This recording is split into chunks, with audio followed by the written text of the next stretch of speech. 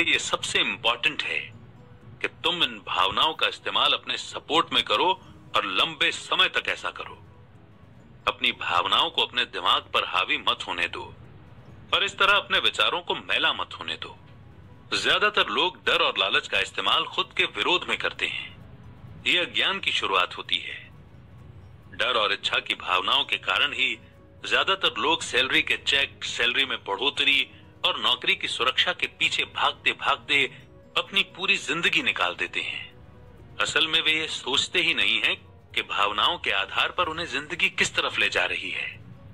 ये तो वही बात हो गई जिसमें गाड़ी खींचने वाले गधे के सामने उसका मालिक गाजर लटकाए रखता है जो उसकी नाक के ठीक सामने होती है।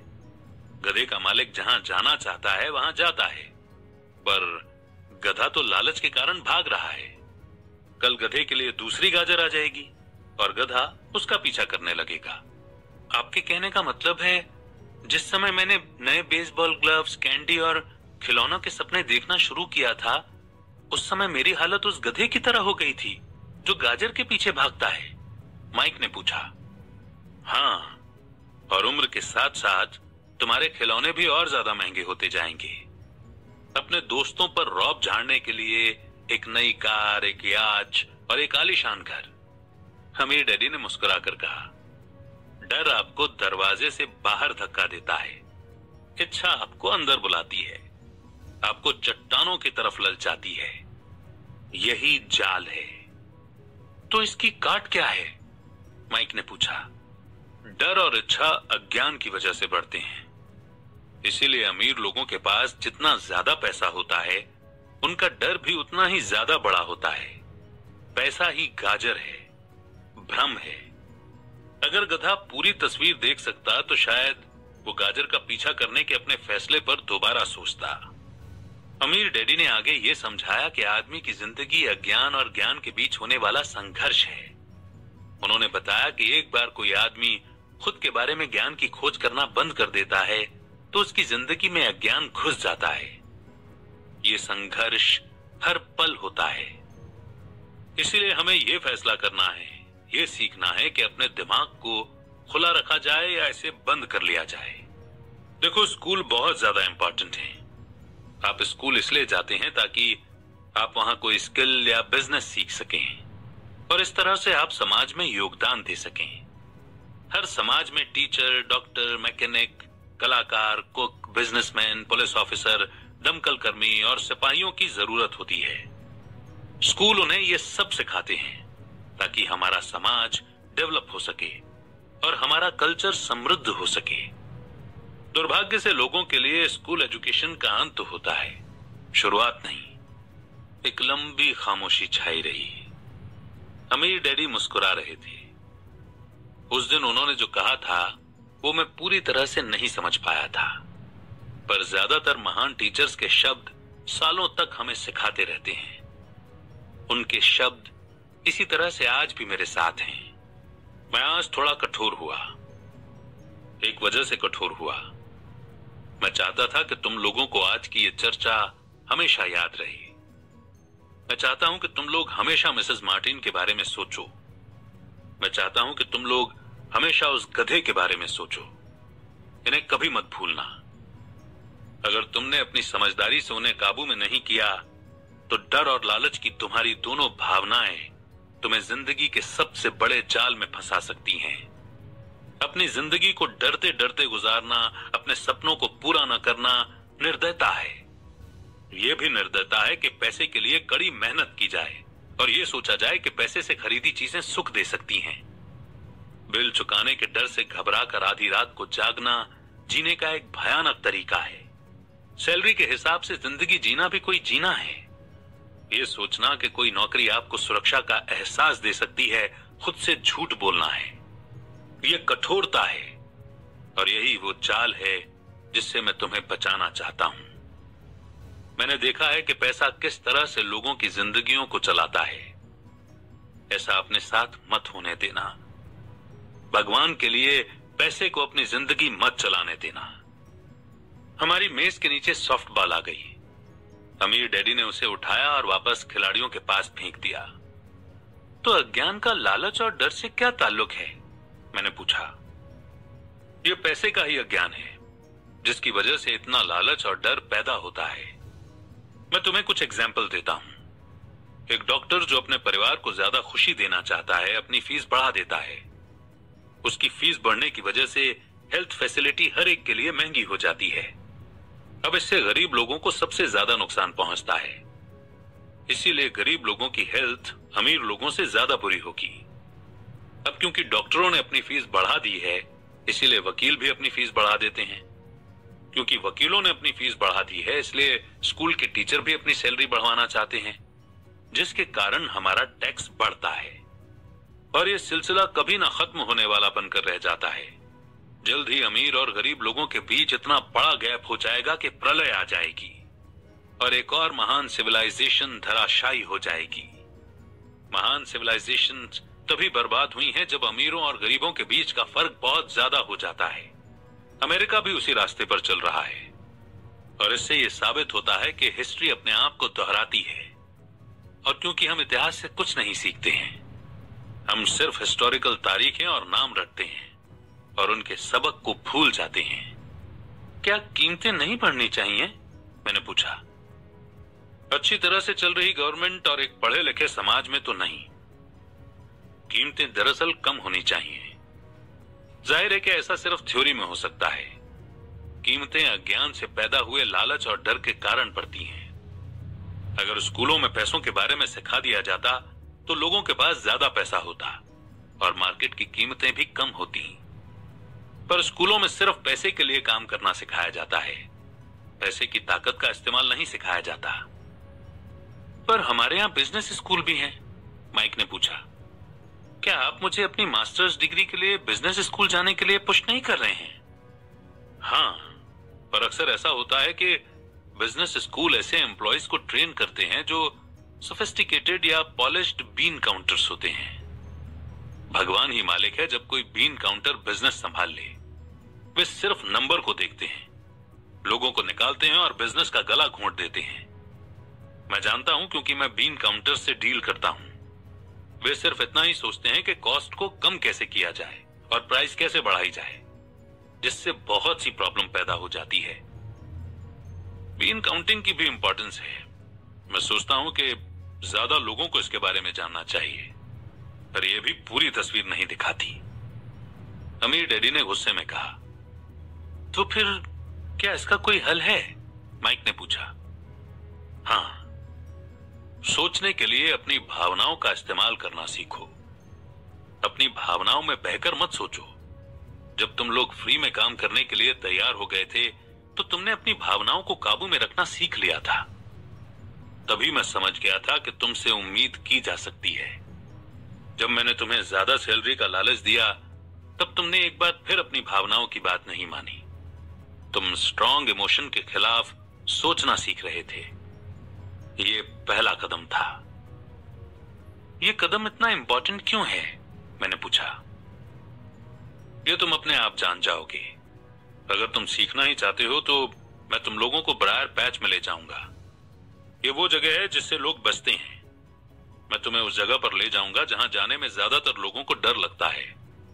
अगर तुम मेरे साथ जाओगे तो तुम्हारे मन से पैसे के लिए काम करने का ख्याल निकल जाएगा। इसके बजाय तुम ये सीखोगे कि पैसे से कैसे काम लिया जा सकता है। अगर हम आपसे सीखने के लिए तैयार होते हैं तो हमें क्या मिलेगा? मैंने पूछा। वही जो ब्रायर रैबिट को मिला था, अमीर डैडी ने कहा। टार बेबी से आजादी। क्या ऐसा कोई ब्रायर पैच होता है? मैंने पूछा। हाँ, डर और लालच ही ब्रायर पैच है। अपने डर से पीछा छुड़ाकर अपने लालच का सामना करके अपनी कमजोरियों और जरूरतों को पहचान कर ही हम बाहर निकलने के रास्ते तक पहुंच सकते हैं।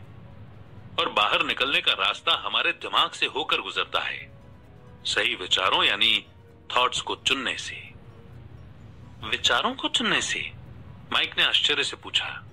हाँ, इस विचार को चुनकर कि हम क्या सोचेंगे, बजाय इसके कि हम अपनी भावनाओं में बहकर लगातार रिएक्ट करते रहें। सुबह उठने और काम पर जाने से ही आपकी प्रॉब्लम नहीं सुलझ जाती, क्योंकि बिल चुकाने के लिए पैसा न होने का डर आपको सताता रहेगा।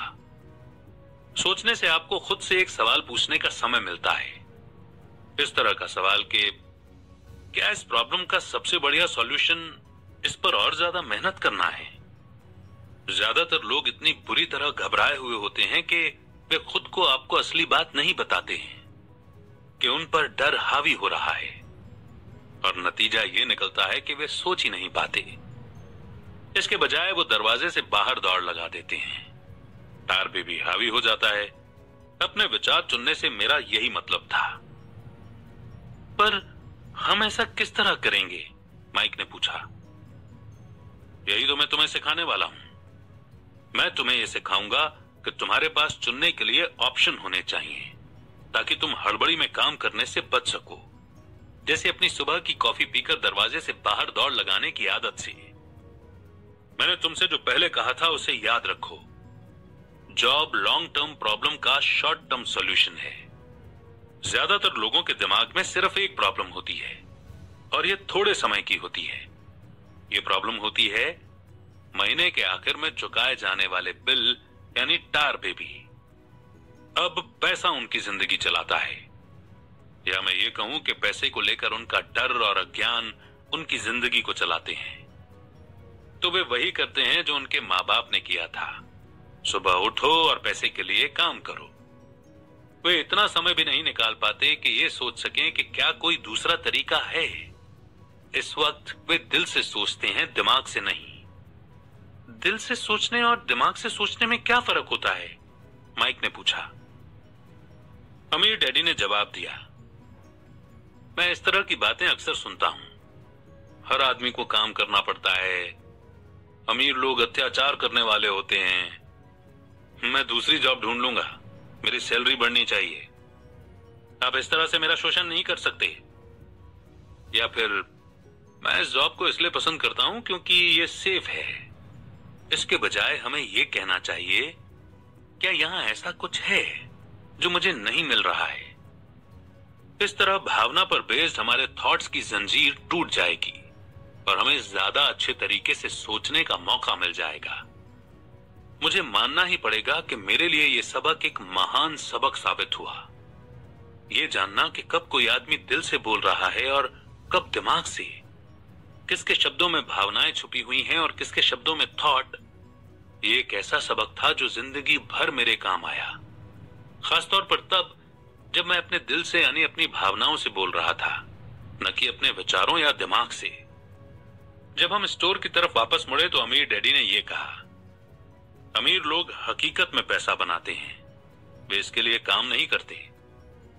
उन्होंने यह भी बताया कि 5 सेंट के जिंक के सिक्के बनाते समय जब माइक और मैं ये सोच रहे थे कि हम पैसे बना रहे थे, तो हमारे विचार उसी रास्ते पर चल रहे थे जिस पर अमीर लोग चलते हैं। दिक्कत सिर्फ इतनी सी थी कि ऐसा करना इलीगल था। गवर्नमेंट और बैंकों के लिए ऐसा करना लीगल है, पर हमारे लिए नहीं। उन्होंने ये भी बताया कि पैसा कानूनी यानी लीगल और गैर कानूनी यानी कि इलीगल दोनों ही तरीकों से कमाया जा सकता है। अमीर डैडी ने हमें बाद में यह समझाया कि अमीर लोग जानते हैं कि कैसे पैसा एक भ्रम है जो हकीकत में गधे के सामने लटकी गाजर की तरह होता है। पैसों के भ्रम के कारण जो डर और लालच पैदा होता है, उसकी वजह से ही अरबों खरबों लोग ये सोचते रहते हैं कि पैसा ही असली चीज है। पैसा दरअसल एक माया जाल है। पब्लिक के अज्ञान और भरोसे के भ्रम की वजह से ही ताश के पत्तों का ये महल खड़ा रह पाता है। सच कहा जाए तो गधे की गाजर पैसों से ज्यादा कीमती है। उन्होंने अमेरिका के गोल्ड स्टैंडर्ड के बारे में भी बात की और ये बताया कि हर डॉलर का नोट असल में चांदी का सर्टिफिकेट है। उन्हें इस अफवाह से चिंता हो रही थी कि किसी दिन हम लोग गोल्ड स्टैंडर्ड को छोड़ देंगे और हमारे डॉलर चांदी के सर्टिफिकेट नहीं रहेंगे।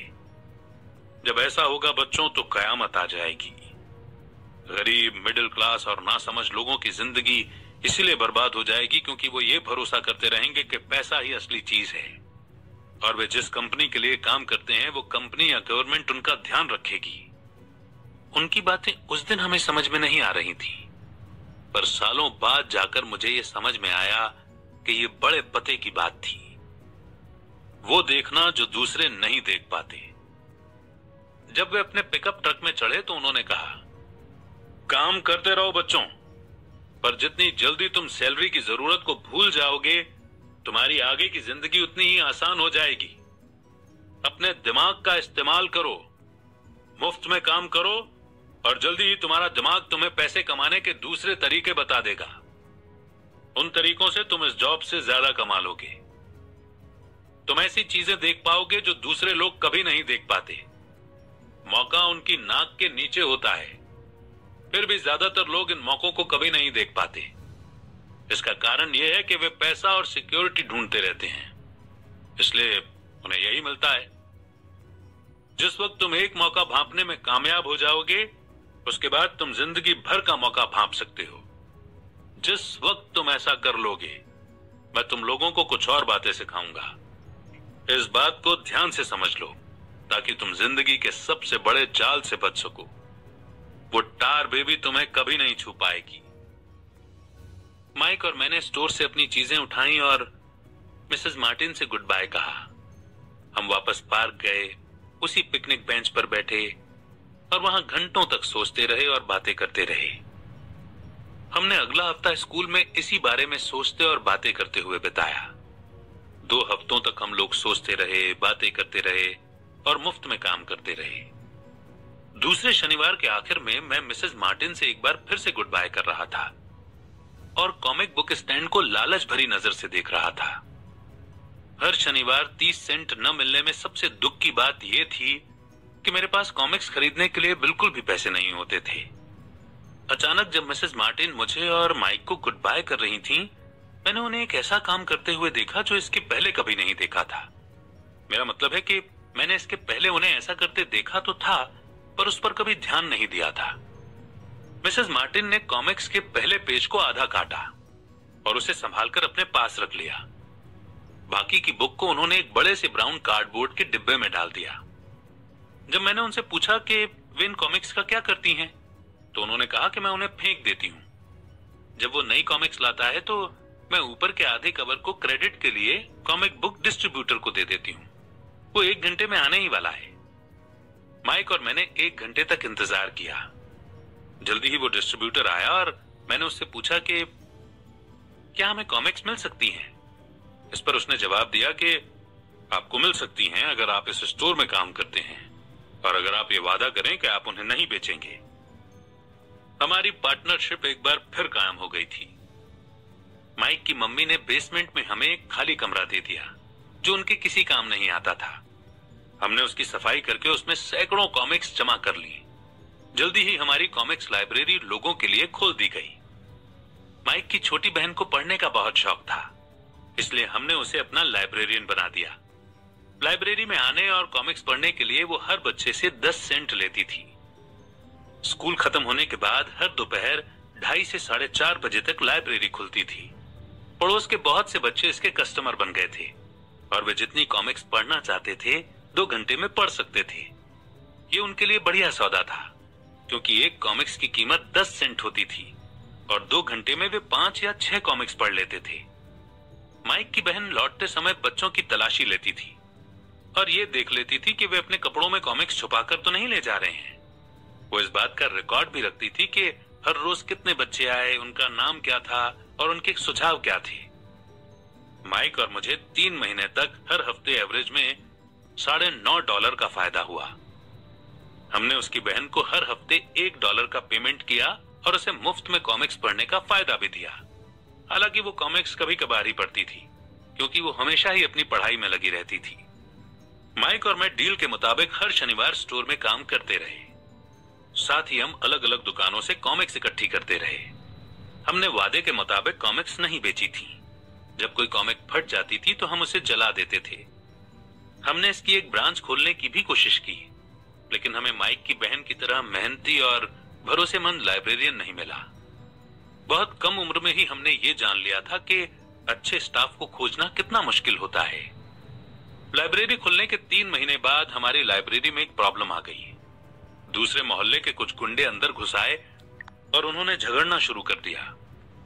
माइक के डैडी ने सुझाव दिया कि हम अपना बिजनेस अब बंद कर दें। तो इस तरह हमारा कॉमिक्स का धंधा बंद हो गया और हमने कन्वीनियंस स्टोर पर हर शनिवार काम करना भी बंद कर दिया। फिर भी अमीर डैडी एक्साइटेड थे, क्योंकि उनके पास ऐसी बहुत सी नई बातें थीं जो वे हमें सिखाना चाहते थे।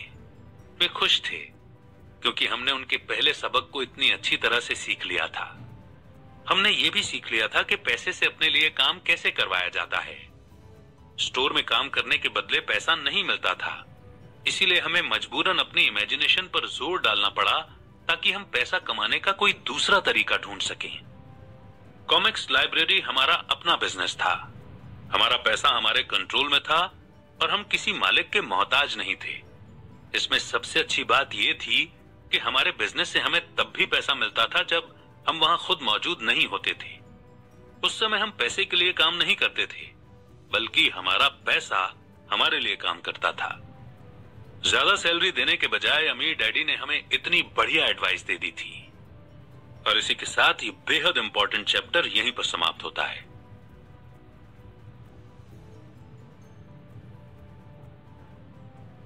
चैप्टर 3, लेसन 2, पैसे की समझ क्यों सिखाई जानी चाहिए।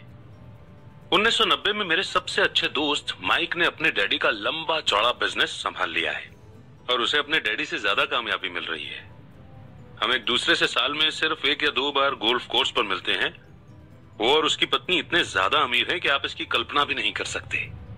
अमीर डैडी का एम्पायर बहुत सुरक्षित हाथों में है और अब माइक अपने बेटे को उसी तरह सिखा रहा है जिस तरह से उसके डैडी ने हमें सिखाया था। 1994 में मैं 47 साल की उम्र में रिटायर हो गया और मेरी पत्नी किम उस वक्त 37 साल की थी। रिटायरमेंट का मतलब ये नहीं है कि हम काम नहीं करते या आगे काम नहीं करेंगे। इसका मतलब यह है कि जब तक हमारी लाइफ में बहुत बड़ी कोई घटना ना हो जाए तब तक हम काम करने या ना करने के लिए आजाद हैं। इसका कारण यह है कि हमारी दौलत अपने आप बढ़ती रहती है, इन्फ्लेशन की रेट से कहीं ज्यादा तेज रफ्तार से। मुझे लगता है कि आजादी इसी को कहते हैं। हमारी दौलत इतनी ज्यादा है कि ये अपने आप बढ़ सकती है। ये पेड़ लगाने की तरह है। आप सालों तक इसे पानी देते हैं और एक दिन इसे आपकी जरूरत नहीं रह जाती। इसकी जड़ें जमीन में काफी गहराई तक पहुंच जाती हैं। इसके बाद ये पैसे का पेड़ आपके सुख के लिए छाया और फल देता है। माइक ने एम्पायर चलाने का ऑप्शन चुना और मैंने रिटायर होने का। जब भी मैं लोगों से बात करता हूं तो वे अक्सर मुझसे सलाह मांगते हैं कि उन्हें क्या करना चाहिए, शुरुआत कहां से और कैसे की जाए, आपकी नजर में कौन सी बुक अच्छी रहेगी, वगैरह वगैरह। सबसे अमीर बिजनेसमैन। 1923 में हमारे सबसे महान नेता और सबसे अमीर बिजनेसमैन शिकागो में एजवाटर बीच पर इकट्ठे हुए। ये सारे लोग बहुत मशहूर थे। चार्ल्स श्वाब सबसे बड़ी स्टील कंपनी के हेड थे। सैमुअल इंसुल दुनिया की सबसे बड़ी यूटिलिटी के प्रेसिडेंट थे। हार्वर्ड हॉम्सन सबसे बड़ी गैस कंपनी के हेड थे। आइवर क्रूजर दुनिया की सबसे बड़ी कंपनियों में से एक इंटरनेशनल मैच कंपनी के प्रेसिडेंट थे। Leon Fraser bank of international settlement के प्रेसिडेंट थे। Richard Whitney New York stock exchange के हेड थे। आर्थर कॉटन और जेसी लिवरमोर 2 सबसे बड़े स्टॉक स्पेक्युलेटर थे और अल्बर्ट फॉल प्रेसिडेंट हार्डिंग के कैबिनेट में मिनिस्टर थे। लेकिन क्या आपको पता है कि 25 साल बाद इनमें से 9 लोगों का अंत इस तरह से हुआ। श्वाब 5 साल तक कर्ज में डूबे रहने के बाद गरीबी में मरे। इंसुल की मौत विदेश में दिवालियेपन की हालत में हुई, यानी ये बैंकरप्ट हो गए थे। क्रूजर और कॉटन भी गरीबी में मरे। हॉम्सन पागल हो गए।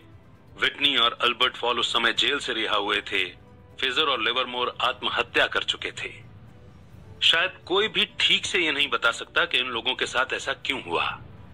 ये बात 1923 यानी कि 1923 की है। हम इतना अंदाजा तो लगा सकते हैं कि ये 1929 के मार्केट क्रैश और ग्रेट इकोनॉमिक डिप्रेशन के ठीक पहले का समय था। मंदी का इन लोगों पर बेशक बहुत ज्यादा असर हुआ होगा। देखने वाली बात यह है कि आज हम इन लोगों से ज्यादा मुश्किल समय में जी रहे हैं। बदलाव ज्यादा तेजी से हो रहे हैं और पूरी दुनिया में हो रहे हैं। मुझे लगता है कि आने वाले 25 सालों में बहुत से ऐसे उतार चढ़ाव आएंगे जो इन लोगों द्वारा झेले गए उतार चढ़ावों की तरह ही होंगे। मुझे ये चिंता है कि बहुत से लोग सिर्फ पैसे पर अपना ध्यान लगाए बैठे हैं और अपनी सबसे बड़ी दौलत पर ध्यान नहीं दे रहे हैं, जिसका नाम है नॉलेज। अगर लोग फ्लेक्सिबल होने, दिमाग खुला रखने और सीखने के लिए तैयार रहें तो इन बदलावों के बावजूद वे बहुत अमीर बन सकते हैं। अगर लोग ये सोचेंगे कि पैसा ही उनकी प्रॉब्लम को सुलझा सकता है, तो ऐसे लोगों के लिए आने वाला समय बहुत परेशानी से भरा होगा। बुद्धि से प्रॉब्लम सॉल्व होती है और पैसा आता है। अगर आपके पास पैसे की समझ नहीं है तो पैसा चाहे आ भी जाए, पर ज्यादा देर टिकेगा नहीं। ज्यादातर लोग जिंदगी भर ये समझ नहीं पाते कि असली बात ये नहीं है कि आप कितना पैसा कमाते हैं, बल्कि ये है कि आप कितना पैसा रख पाते हैं, यानी कितना पैसा सेव कर पाते हैं। आपने पक्का लॉटरी जीतने वाले उन गरीबों की कहानियां सुनी होंगी जो अचानक से अमीर बन जाते हैं, पर कुछ समय बाद वे फिर से गरीब हो जाते हैं। ये लोग लाखों करोड़ों जीतते हैं, फिर भी वे लौटकर वहीं आ जाते हैं जहां से उन्होंने शुरुआत की थी। आपने उन प्रोफेशनल एथलीट्स की कहानियां भी पढ़ी होंगी जो 24 साल की उम्र में हर साल करोड़ों रुपए कमाते हैं और 34 साल की उम्र में उन्हें पुल के नीचे सोना पड़ता है, बेघर। आज ही के अखबार में एक नौजवान बास्केटबॉल प्लेयर की खबर छपी है जो 1 साल पहले करोड़ों का मालिक था। आज वो शिकायत करता फिर रहा है कि उसके दोस्तों, वकीलों और अकाउंटेंट्स ने उसके पैसे हड़प लिए और इसी वजह से आज उसे बहुत कम पैसों पर कार धोने का काम करना पड़ रहा है। वो सिर्फ 29 साल का है, लेकिन क्या आपको पता है कि उसे कार धोने के काम से भी निकाल दिया गया? इसकी वजह यह थी कि उसने कार साफ करते समय अपनी चैंपियनशिप रिंग उतारने से मना कर दिया था, यानी हाथों से अंगूठी निकालने से मना कर दिया था, और जिसकी वजह से कार साफ करते हुए कार में निशान पड़ते थे और इसलिए उसकी खबर न्यूज़पेपर में छप गई। वो अपने निकाले जाने का विरोध कर रहा है और कहता है कि यह भेदभाव है। अंगूठी ही तो उसकी महान जिंदगी की इकलौती निशानी है। उसका कहना है कि अगर आप उसकी अंगूठी उतरवा लेंगे तो उसके पास जिंदा रहने का कोई सहारा नहीं बचेगा और वो मर जाएगा। 1997 में मैं ऐसे बहुत से लोगों को जानता हूं जो नए नए करोड़पति बन रहे हैं। एक बार फिर ये 1920 के बूम वाले दशक की याद दिला देता है। हालांकि मैं खुश हूं कि इतने ज्यादा लोग अमीर बनते जा रहे हैं, पर मैं उन्हें चेतावनी देना चाहता हूं कि लंबे समय में यह इंपॉर्टेंट नहीं है कि आपने कितना पैसा कमाया, बल्कि इंपॉर्टेंट यह है कि आपने कितना पैसा सेव किया और आपने कितनी पीढ़ियों तक उस पैसे को सेव करके रखा। तो जब लोग मुझसे पूछते हैं कि हम किस तरह शुरू करें या मुझे बताइए कि जल्दी अमीर कैसे बना जा सकता है, तो वे मेरे जवाब से बहुत निराश होते हैं। मैं उनसे सिर्फ यही कहता हूं जो मेरे अमीर डैडी ने मुझसे बचपन में कहा था, अगर तुम अमीर बनना चाहते हो तो तुम्हारे पास पैसे की समझ होनी चाहिए। जब भी मैं अमीर डैडी से मिलता था, ये थॉट, ये विचार मेरे दिमाग में हर बार भर जाता था। जैसा मैंने कहा कि मेरे पढ़े लिखे डैडी हमेशा किताबें पढ़ने के फायदे बताते रहते थे, दूसरी तरफ मेरे अमीर डैडी फाइनेंशियल नॉलेज या पैसे की समझ डेवलप करने पर भी जोर देते थे। अगर आप एक बुर्ज खलीफा जैसी ऊंची बिल्डिंग बनाने जा रहे हैं तो सबसे पहले आपको एक गहरा गड्ढा खोदना पड़ेगा और एक मजबूत नींव यानी कि फाउंडेशन डालनी होगी। अगर आप किसी टाउन में एक घर बनाने जा रहे हैं तो आपको सिर्फ एक 6 इंच कंक्रीट का स्लैब डालना होगा। ज्यादातर लोग अमीर बनने के चक्कर में 6 इंच के स्लैब पर बुर्ज खलीफा जैसी बिल्डिंग खड़ी करना चाहते हैं। हमारा स्कूल का सिस्टम उस जमाने का है जब खेती बाड़ी यानी कि एग्रीकल्चर ही इकोनॉमी का बेस थी और ज्यादातर लोग खेती बाड़ी से ही पैसे कमाते थे। आज भी ये बिना नींव के घरों में भरोसा करता है, इसीलिए स्कूल से निकलने वाले बच्चों की कोई फाइनेंशियल फाउंडेशन नहीं होती है। एक दिन जब उन्हें नींद नहीं आती और वे कर्ज में डूब जाते हैं, वो सोचते हैं कि उनकी प्रॉब्लम अमीर होकर ही सॉल्व की जा सकती है। कुल मिलाकर सच्चाई यह है कि अगर बिना फाइनेंशियल फाउंडेशन के किसी के पास पैसा आ भी जाएगा तो वो उसे जल्दी ही लूज कर देगा। एनीवे, माइक और मेरे लिए दोनों ही ऑप्शन संभव थे, क्योंकि हमारी फाइनेंशियल फाउंडेशन मजबूत थी और पैसे की समझ हमें बचपन से ही सिखाई गई थी। देखा जाए तो अकाउंटिंग शायद दुनिया का सबसे बोरिंग सब्जेक्ट है। ये बहुत उलझन भरा सब्जेक्ट भी है, पर अगर आप लंबे समय तक अमीर बने रहना चाहते हैं तो ये सबसे इंपॉर्टेंट सब्जेक्ट भी है। सवाल यह है कि आप इस बोरिंग और उलझन भरे सब्जेक्ट को अपने बच्चे को किस तरह सिखा सकते हैं। इस सवाल का जवाब है कि हम इसे आसान बना सकते हैं। अमीर डैडी ने माइक और मेरे लिए एक मजबूत फाइनेंशियल फाउंडेशन डाली थी। क्योंकि हम छोटे बच्चे थे, इसलिए उन्होंने हमें सिखाने का एक आसान तरीका निकाला। सालों तक वे सिर्फ ड्राइंग बनाते रहे और उनके साथ शब्दों का इस्तेमाल करके हमें समझाते रहे। जब माइक और मैंने उन आसान डायग्राम की मदद से इकोनॉमिक टर्म्स और पैसे के खेल को समझ लिया था, तो इसके कई सालों बाद अमीर डैडी ने नंबर को जोड़ना शुरू किया। आज माइक को जितने अकाउंटिंग एनालिसिस की जरूरत है, वो उससे भी कहीं ज्यादा मुश्किल एनालिसिस कर सकता है। उसके पास बहुत बड़ा एम्पायर है। मैं इतना ज्यादा कॉम्प्लेक्स एनालिसिस नहीं करता क्योंकि मेरा एम्पायर छोटा है, पर हम दोनों की ही फाउंडेशन आसान थी। आगे आने वाले चैप्टर में मैं आपके सामने वही आसान से ड्राइंग बनाऊंगा जो माइक के डैडी ने हमारे लिए बनाए थे। हालांकि वे आसान हैं, पर इन डायग्राम्स के सहारे उन्होंने दो छोटे बच्चों को ठोस और गहरी फाउंडेशन पर दौलत का बड़ा महल बनाना सिखाया था। रूल नंबर 1, आपको संपत्ति यानी एसेट और दायित्व यानी लायबिलिटीज का फर्क पता होना चाहिए और हमेशा एसेट ही खरीदनी चाहिए। अगर आप अमीर बनना चाहते हैं तो आपको बस इतना ही जानने की जरूरत है। ये पहला रूल है, यही इकलौता रूल है। ये बहुत आसान लगता है, पर ज्यादातर लोगों को ये पता ही नहीं है कि ये रूल कितना इंपॉर्टेंट है। ज्यादातर लोग पैसे की प्रॉब्लम में सिर्फ इसलिए उलझे रहते हैं क्योंकि उन्हें ये पता ही नहीं होता कि एसेट और लायबिलिटी में क्या फर्क होता है। अमीर लोग एसेट इकट्ठा करते हैं, गरीब और मिडिल क्लास लोग लायबिलिटी इकट्ठा करते हैं। और मजे की बात यह है कि उन लोगों को यह लगता है कि वे एसेट ही जमा कर रहे हैं। जब अमीर डैडी ने माइक और मुझे यह बताया तो हमने सोचा कि वे मजाक कर रहे हैं। हम दो बच्चे अमीर बनने का राज जानने के लिए इतने हैरान परेशान थे, जबकि उनका जवाब इतना आसान था। ये इतना ज्यादा आसान था कि हमें इस बात पर सोचने के लिए बहुत देर तक ठहरना पड़ा। एसेट क्या होता है? माइक ने पूछा। अभी उसके बारे में चिंता मत करो, अमीर डैडी ने कहा। अभी सिर्फ इस बात को अपने दिमाग में घुस जाने दो। अगर तुम इसे आसानी से समझ सकते हो तो तुम्हारी जिंदगी का यही प्लान होगा और तुम्हें जिंदगी भर पैसे की कभी दिक्कत नहीं आएगी। यह आसान है, इसलिए अनदेखा कर दिया जाता है। आपका मतलब यह है कि हमें बस इतना ही जानने की जरूरत है कि एसेट क्या है। ये जानने के बाद हम उसे हासिल कर लें और अमीर बन जाएं? मैंने पूछा। अमीर डैडी ने हामी भरी और कहा, हाँ, ये इतना ही आसान है। अगर ये इतना आसान है तो फिर हर आदमी अमीर क्यों नहीं बन जाता? मैंने पूछा। अमीर डैडी ने मुस्कुरा कर कहा, क्योंकि वो लोग एसेट और लायबिलिटी में फर्क नहीं कर पाते। मुझे याद है मैंने पूछा था, बड़े लोग इतना मूर्ख कैसे हो सकते हैं? अगर ये इतना आसान और इतना इंपॉर्टेंट है तो हर कोई इसे जानना या खोजना क्यों नहीं चाहता? एसेट और लायबिलिटी क्या होते हैं ये समझाने में अमीर डैडी को बस कुछ ही मिनट लगे। वो बोले, बड़े लोगों को ये रूल समझाने में मुझे बहुत मुश्किल होती है। क्यों? क्योंकि बड़े लोग खुद को ज्यादा स्मार्ट मानते हैं। मैंने अक्सर देखा है कि ज्यादातर लोग आसान बातों को समझ नहीं पाते। इसका कारण यह है कि उनकी एजुकेशन अलग तरह से हुई है। उन्हें दूसरे प्रोफेशनल्स ने पढ़ाया है, जैसे bankers, accountants, real estate agents, financial planners वगैरह वगैरह। ज्यादातर बड़े लोगों के सामने मुश्किल ये होती है कि उन्हें बहुत कुछ भूलना पड़ता है और एक बार फिर से बच्चा बनना पड़ता है। बड़े लोगों को हमेशा ऐसा लगता है कि मुश्किल जवाब ही ठीक होगा। अगर उन्हें किसी चीज का आसान जवाब बताओ तो वो उसे गलत मानते हैं। अमीर डैडी किस प्रिंसिपल में यकीन करते थे? यानी कीप इट सिंपल स्टूपिड, जिसका मतलब है कि चीजें आसान ही रहने दो भाई। इसलिए वे हम दो छोटे बच्चों के लिए लेसन को आसान बनाते थे और इस तरह उन्होंने हमारी पैसे की फाउंडेशन को ज्यादा मजबूत बना दिया।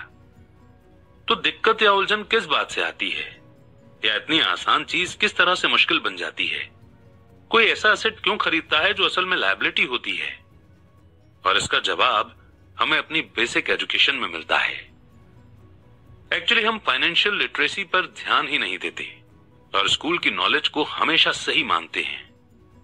सवाल यह है कि कोई चीज एसेट है या लायबिलिटी, ये पता कैसे चलेगा? अगर आप सचमुच खुद को कंफ्यूज करना चाहें तो इन शब्दों को डिक्शनरी में देख लें।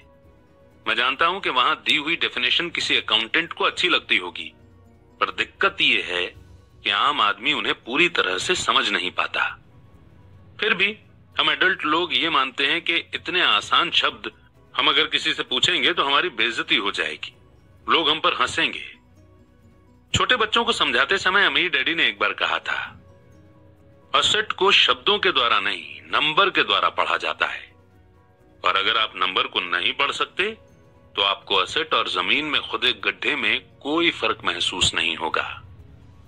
अकाउंटिंग में नंबर इंपॉर्टेंट नहीं है, इंपॉर्टेंट तो वो बात है कि वो नंबर हमें बता क्या रहा है।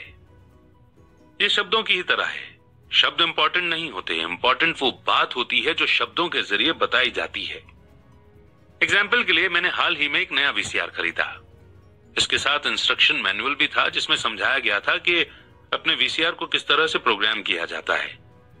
मैं शुक्रवार की शाम को अपने फेवरेट टीवी शो को रिकॉर्ड करना चाहता था, पर उस मैनुअल को पढ़ते पढ़ते मैं पागल हो गया। मुझे दुनिया में कोई भी काम इतना मुश्किल नहीं लग रहा था जितना कि अपने वीसीआर को प्रोग्राम करना। मैं शब्दों को पढ़ सकता था पर इसके बावजूद मुझे कुछ समझ नहीं आ रहा था। ऐसा लग रहा था कि मुझे शब्दों को पहचानने में ए ग्रेड मिल रहा था पर उन्हें समझने में मुझे एफ ग्रेड मिल रहा था, यानी उन्हें समझने में मैं फेल हो रहा था।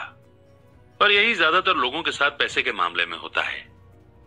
अगर आप अमीर बनना चाहते हैं तो आपको नंबर पढ़ना और उन्हें समझना आना चाहिए। मैंने अपने अमीर डैडी से यह बात हजारों बार सुनी है और मैंने यह भी सुना है कि अमीर लोग एसेट इकट्ठा करते हैं जबकि गरीब और मिडिल क्लास लोग लायबिलिटी इकट्ठा करते हैं। यहां यह बताया जा रहा है कि एसेट और लायबिलिटी में क्या फर्क होता है। ज्यादातर अकाउंटेंट और फाइनेंशियल प्रोफेशनल्स डेफिनेशन पर आपस में सहमत नहीं होते।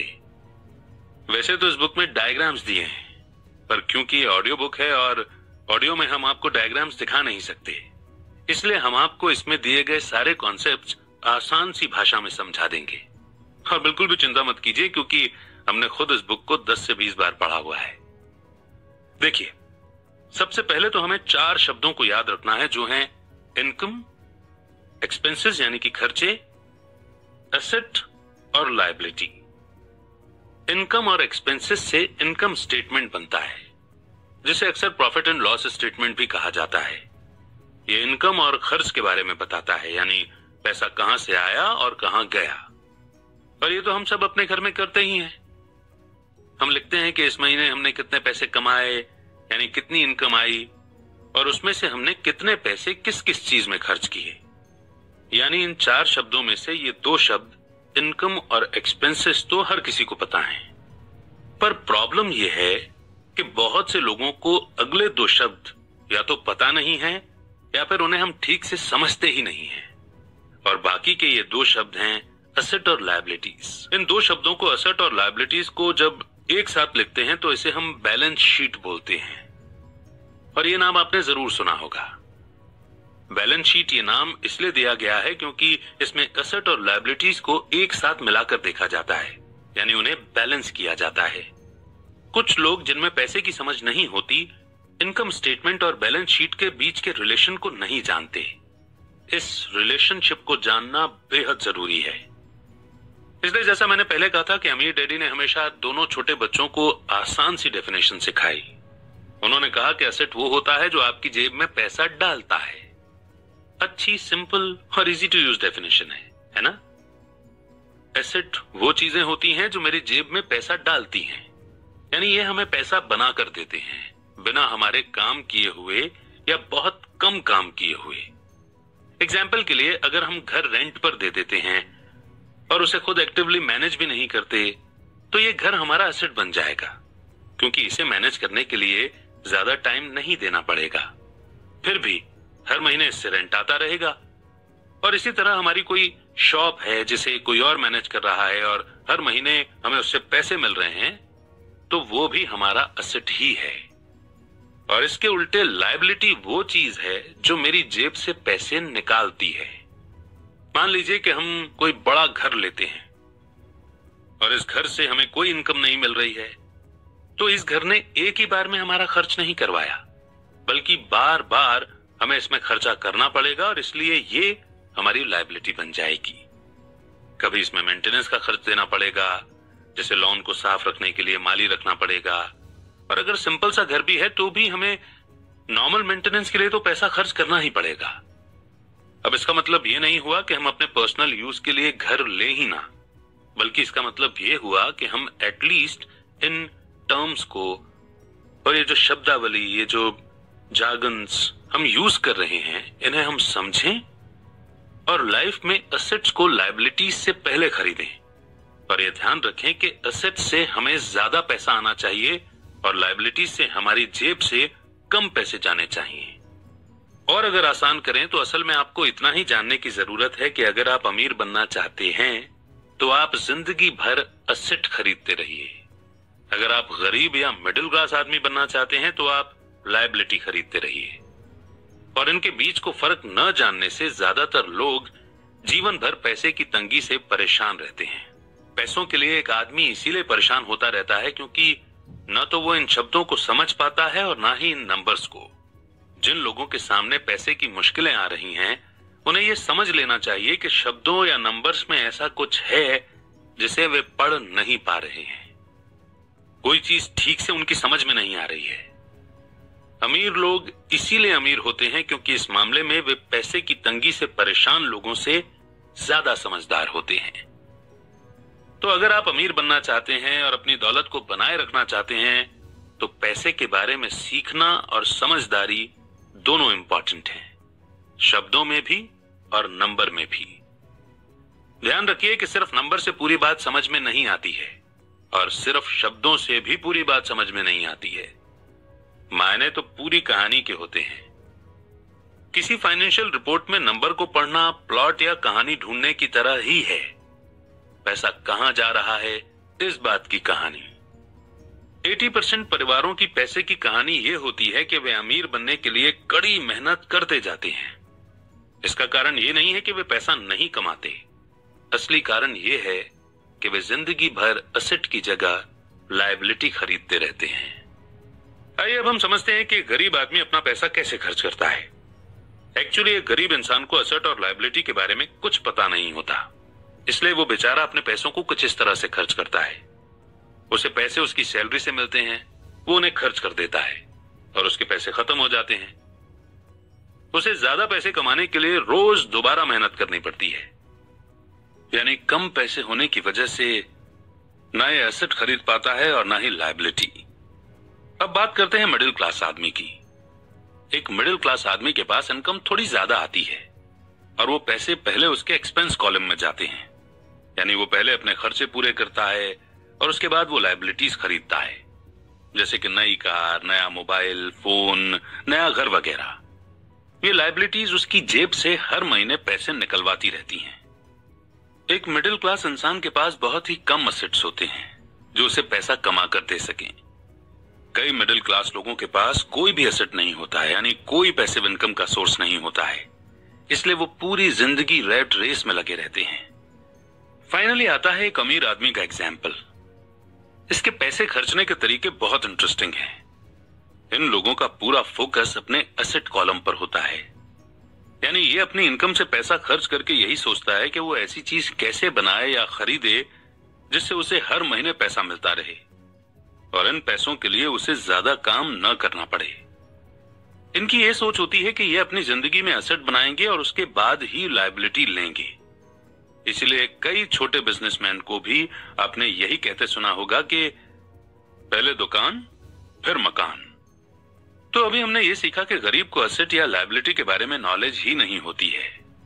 मिडिल क्लास इंसान को थोड़ी बहुत नॉलेज होती है, लेकिन वो अपनी पूरी जिंदगी लोगों को शो ऑफ करने के लिए लायबिलिटीज लेता जाता है, जो उसकी जेब से एक बार नहीं बल्कि बार बार पैसे निकलवाती हैं, और इसीलिए ये लोग रैट रेस में लगे रहते हैं। अमीर आदमी सबसे पहले अपने एसेट पर फोकस करता है।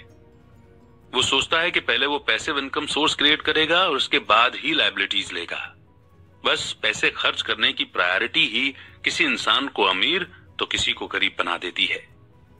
हम में से हर एक को जिंदा रहने के लिए खर्च करना पड़ता है। हम सभी को रोटी, कपड़े और मकान की जरूरत होती है।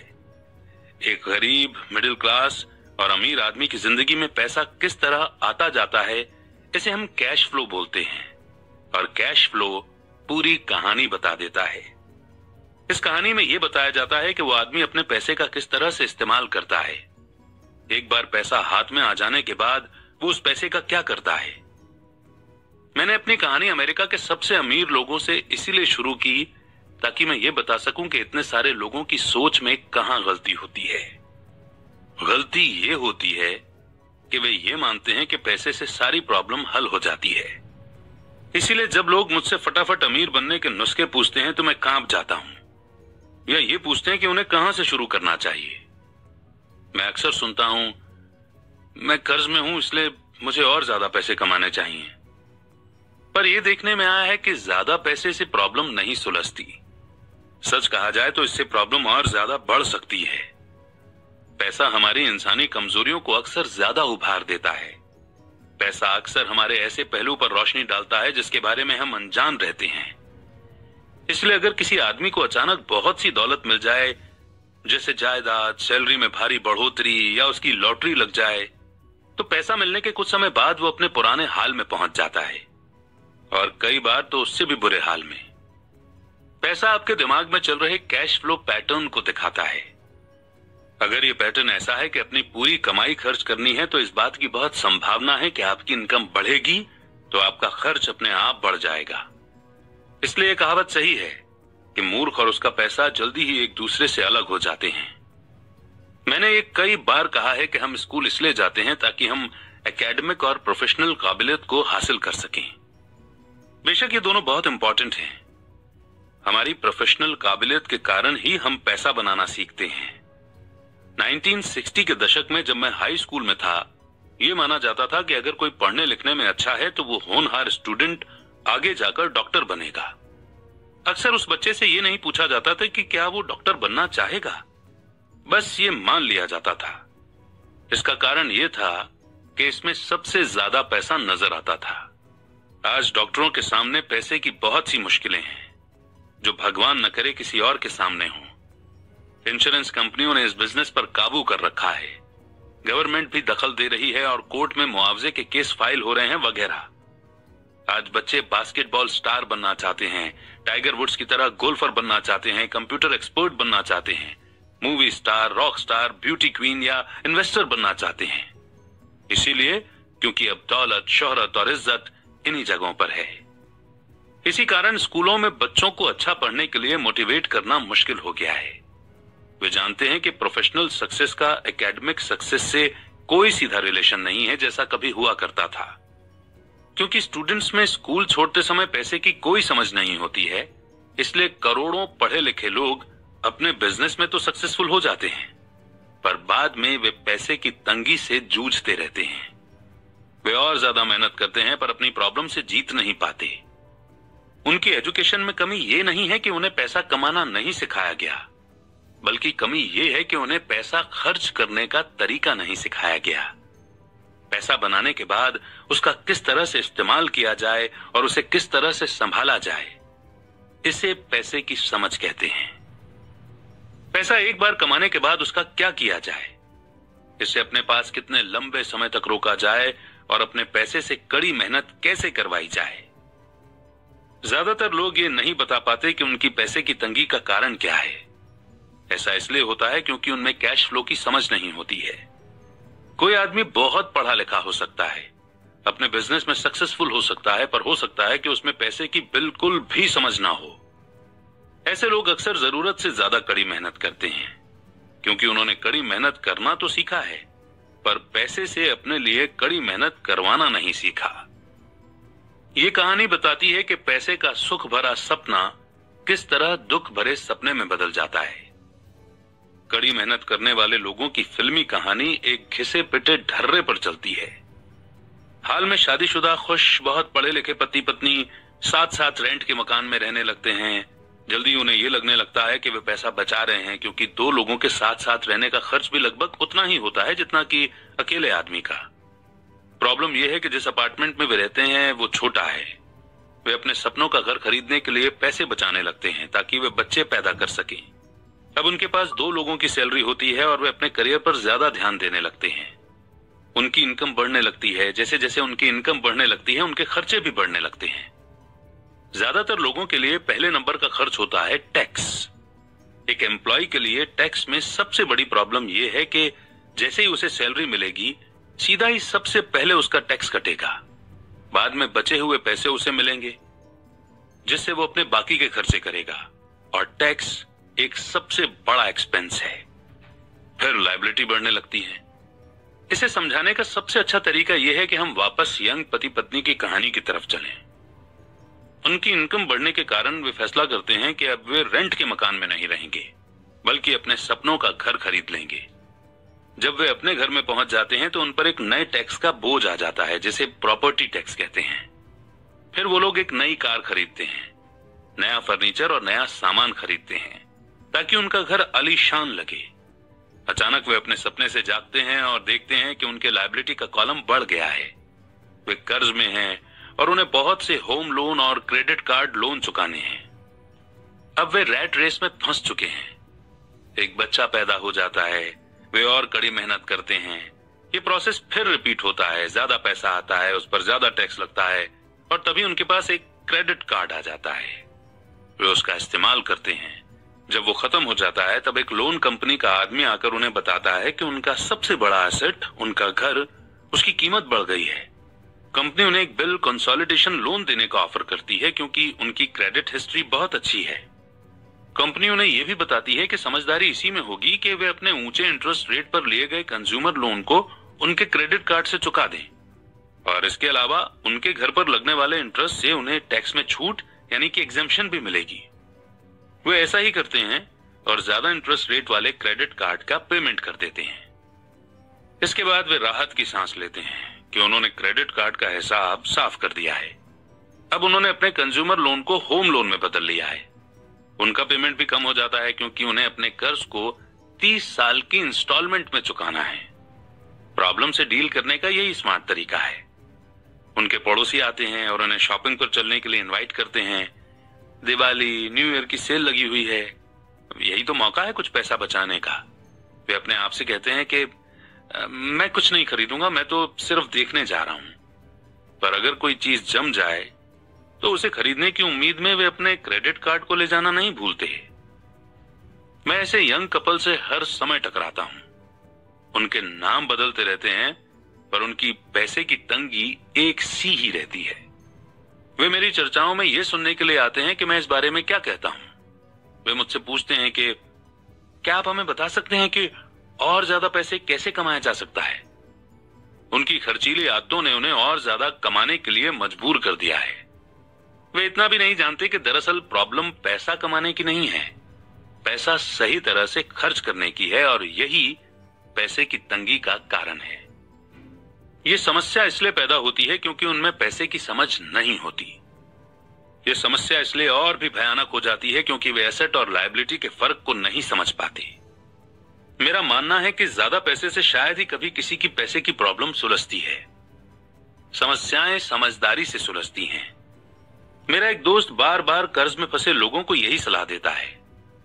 वो कहता है, अगर आपको लगता है कि आपने अपने आप को किसी गड्ढे में फंसा लिया है तो सबसे पहले तो उस गड्ढे को और खोदना बंद कर दो। बहुत बार अपनी अंदरूनी समझदारी पर भरोसा करने के बजाय लोग भीड़ के साथ साथ चलने लगते हैं। वे कोई काम इसलिए करते हैं क्योंकि सभी लोग ऐसा कर रहे हैं। वे सवाल पूछने के बजाय कॉपी करने लगते हैं। अक्सर वे नासमझी के कारण वही दोहराते जाते हैं जो उन्हें सिखाया गया है। इस तरह के थॉट कि आपका घर आपकी सबसे बड़ी पूंजी है, आपका घर आपका सबसे बड़ा इन्वेस्टमेंट है।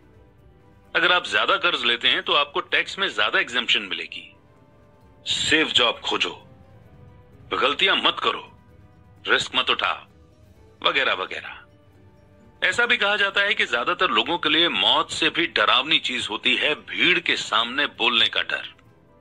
साइकोलॉजिस्ट कहते हैं कि ज्यादातर लोग पब्लिक प्लेटफॉर्म पर बोलने से इसलिए डरते हैं क्योंकि उन्हें यह डर होता है कि उनकी बुराई होगी, लोग उनकी हंसी उड़ाएंगे, वे अकेले रह जाएंगे, सबसे कट जाएंगे और बिरादरी से अलग थलग कर दिए जाएंगे। सबसे अलग होने का डर या अकेले रह जाने का डर ही वो सबसे बड़ा कारण है जिसकी वजह से ज्यादातर लोग अपनी प्रॉब्लम हल करने के लिए नए तरीके नहीं ढूंढते।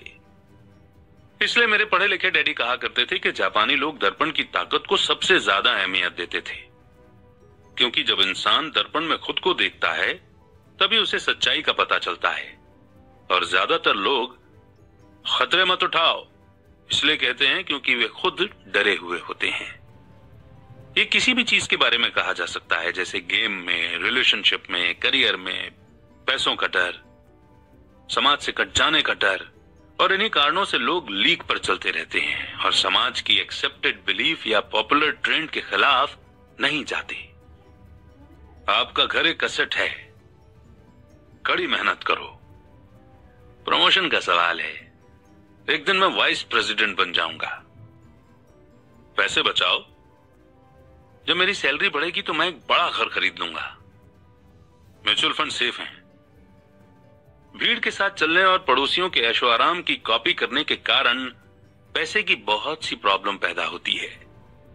कई बार हम सभी को दर्पण में देखने की जरूरत होती है और हमें अपने डर के बजाय अपनी अंदरूनी समझदारी से सोचना चाहिए।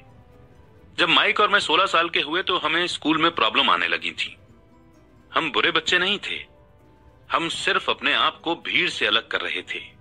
स्कूल के बाद और शनिवार रविवार को हम माइक के डैडी के लिए काम करते थे। माइक और मैं अक्सर घंटों तक उसके डैडी के साथ बैठे रहते थे जब वे अपने बैंकर्स, वकीलों, अकाउंटेंट, ब्रोकर, इन्वेस्टर्स, मैनेजर्स और एम्प्लॉइज के साथ डिस्कशन करते थे। माइक के डैडी ने 13 साल की उम्र में स्कूल छोड़ दिया था और अब वे पढ़े लिखे लोगों को रास्ता दिखा रहे थे, उन्हें ऑर्डर और इंस्ट्रक्शंस दे रहे थे, उनसे सवाल पूछ रहे थे। पढ़े लिखे लोग उनकी एक आवाज पर दौड़े चले आते थे और उनके गुस्से से डरते थे। यह आदमी कभी भीड़ के साथ नहीं चला।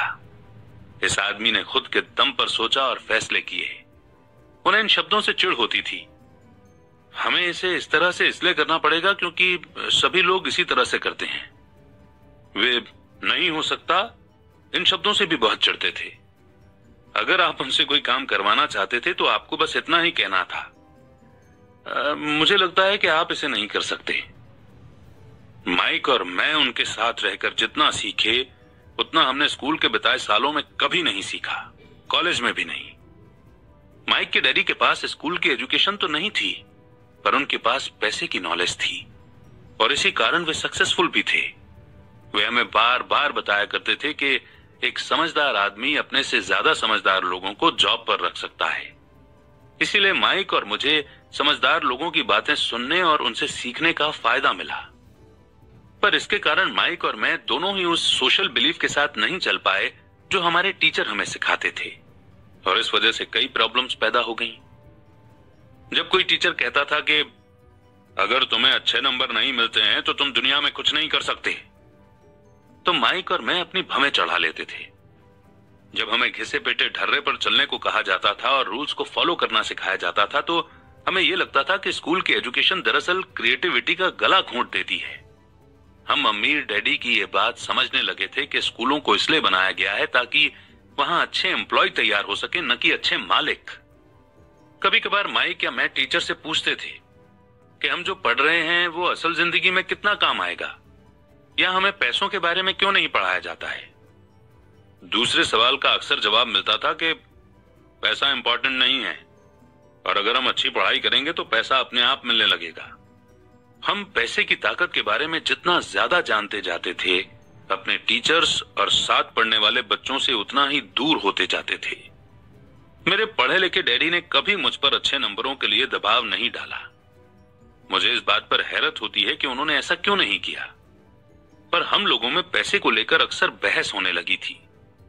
जब मैं 16 साल का हुआ तो मेरी पैसे की बुनियाद मेरी मम्मी डैडी से अच्छी हो चुकी थी। मैं हिसाब किताब रख सकता था, मैं tax accountants, corporate attorney, bankers, real estate brokers, investors वगैरह की बातें सुनता था। मेरे डैडी टीचर्स से बातें करते थे। एक दिन मेरे डैडी मुझे बता रहे थे कि हमारा घर हमारे लिए सबसे बड़ा इन्वेस्टमेंट क्यों है। इस बात को लेकर हम लोगों में बहस हो गई जब मैंने उन्हें यह बताया कि घर हमारे लिए एक अच्छा इन्वेस्टमेंट क्यों नहीं है। अपने अपने घरों को लेकर मेरे अमीर डैडी और मेरे गरीब डैडी के विचारों में कितना फर्क था। एक डैडी के हिसाब से उनका घर एक असेट था, जबकि दूसरे डैडी के हिसाब से ये एक लायबिलिटी थी। घर के साथ साथ उससे जुड़े कुछ दूसरे खर्च भी बढ़ जाते हैं, यानी अदर एक्सपेंसेस। एक ज्यादा बड़े घर का मतलब था और ज्यादा खर्चा। इसका मतलब था कि कैश फ्लो खर्च के कॉलम से होकर गुजरता रहता था। आज भी लोग मुझसे इस बात पर बहस करते हैं कि उनका घर एसेट क्यों नहीं होता। मैं जानता हूं कि बहुत से लोगों के लिए खुद का घर उनका सबसे बड़ा सपना होता है। और इसीलिए वे इसे अपना सबसे बड़ा इन्वेस्टमेंट मानते हैं। अपने घर के मालिक होने से ज्यादा अच्छा कुछ भी नहीं है।